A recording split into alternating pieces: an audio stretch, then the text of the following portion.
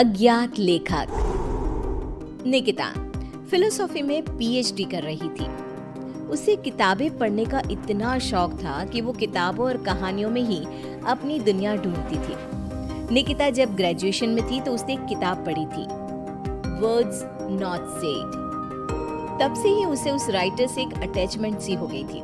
उसने राइटर का नाम पता करने की बहुत कोशिश की पर कुछ पता ही नहीं चला। एक दिन वो अपनी फ्रेंड से कहती है, कितने दिन हो गए, आज तक मैं उस राइटर के बारे में कुछ पता नहीं लगा सकी।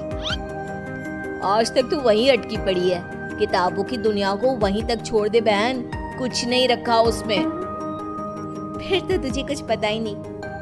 उनकी हर ईयर एक बुक आती ही है जिसकी सिर्फ 20 कॉपीज ही बनती है और मैं सारी कॉपीज खरीद लेती हूँ। चल तुझे दिखाती हूँ। निकिता प्रिया को स्टोर रूम में लेकर जाती है।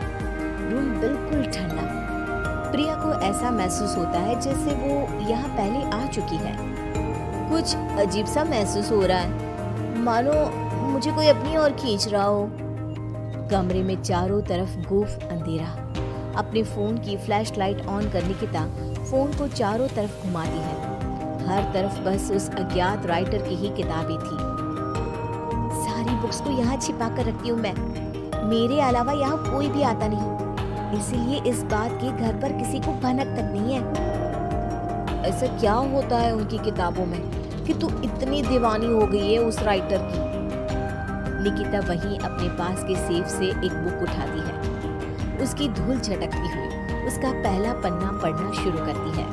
ठंडे बंद कमरे में टॉर्च की एक सीधी रोशनी के उजाले में वो दोनों मेरी लिखी किताबें पढ़ रही थी। तभी उसकी सहेली को अपने कंधे पर किसी का हाथ महसूस होता है। ओह, ओह! क्या हुआ प्रिया, तू चीखी क्यों? मुझे ऐसा लगा किसी ने मेरे कंधे पर अपना हाथ रखा हो। निकिता रुक तो, मैं देखती हूँ।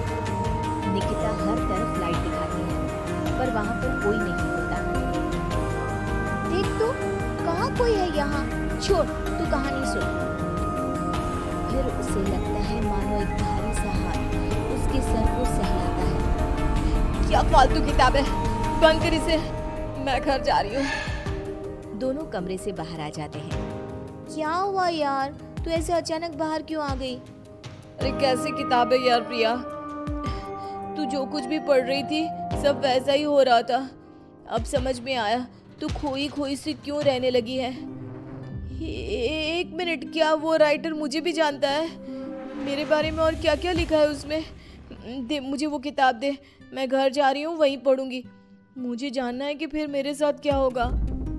निकिता के लाख मना करने के बाद भी प्रिया एक बुक लेकर चली जाती है और उसी दिन से उसका नंबर ऑफ आने लगता है। अगली सुबह निकिता को अपने घर के गेट पर ही वही बुक एक एनवलप में रैप्ड मिलता है। एक हफ्ते तक प्रिया की कोई खबर नहीं मिलती। निकिता किताब का पन्ना पलटती है जहाँ प्रिया के गायब होने के बाद टू बी कंटिन्यूड लिखा था। अब मैं नेक्स्ट पार्ट का वेट नहीं कर सकती। प्रिया मेरे कारण ही गुमशुदा हुई है, पर मैं क्या करूं?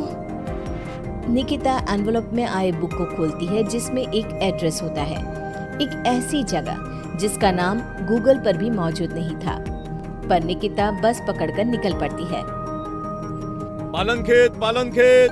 ये तो वही जगह है। मंजिल ने राही को ढूंढ ही लिया। निकिता जैसे ही बस से उतरती है, बस गायब हो जाती है।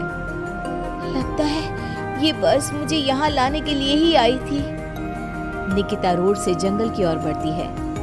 अंदर चलते हुए उसे एक खंडर दिखता है जिसके अंदर वो जाती है। अंदर उसे एक लड़का डायरी लिखते हुए दिखता है।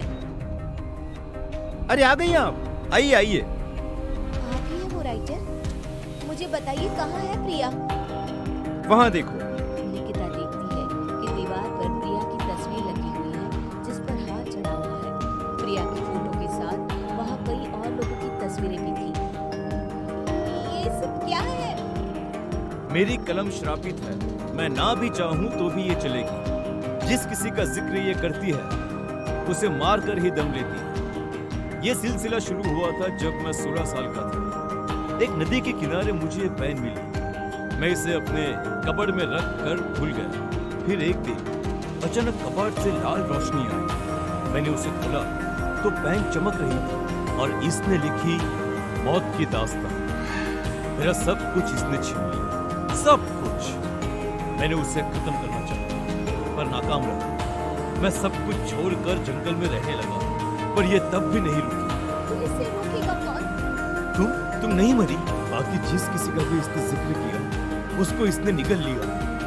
तुमने मेरी सारी बुक्स पढ़ी, उसे संभाल के रखा पर तुम्हें कुछ नहीं हुआ। तुम ही वो मसीहा हो निकिता, मुझे बचा लो और इस खेल को रोक दो निकिता। निकिता पेन उठाती है। उसके पेन को पकड़ते ही एक औरत उड़ती हुई आती है और पीछे से उसे लिपट जाती है। उसके शरीर से खून बहे जा रहा था। खुले बाल, झुर्रियों से भरा उसका चेहरा बड़ा डरावना लग रहा था। मेरी गोद में बैठो निकिता, आओ ना। नहीं, बहकना मत निकिता, यही है पेन की मालकिन, रूहें खाती है ये। इसकी बात मत सुनो निकिता। लिखो निकिता, फिर वो लड़की खुद को मार देती है। निकिता पेन उठाती है और लिखती है। करण उछलकर दूर गिर जाता है। आंधी तूफान चलने लग जाते हैं। दीवार पर टंगी सभी तस्वीर नीचे गिर जाती है। जिस चेयर पर बैठकर निकिता लिख रही थी वो उड़कर दीवार से टकरा जाती है। मैं जिंदा हूँ निकिता, तुमने ऐसा क्या लिखा था? और कालिंदी की आत्मा पेन के साथ ही खत्म हो गई। ये लिखकर मैंने पेन की नींव तोड़ दी थी। दोनों उस हवेली से बाहर आ जाते हैं और हवेली गायब हो जाती है।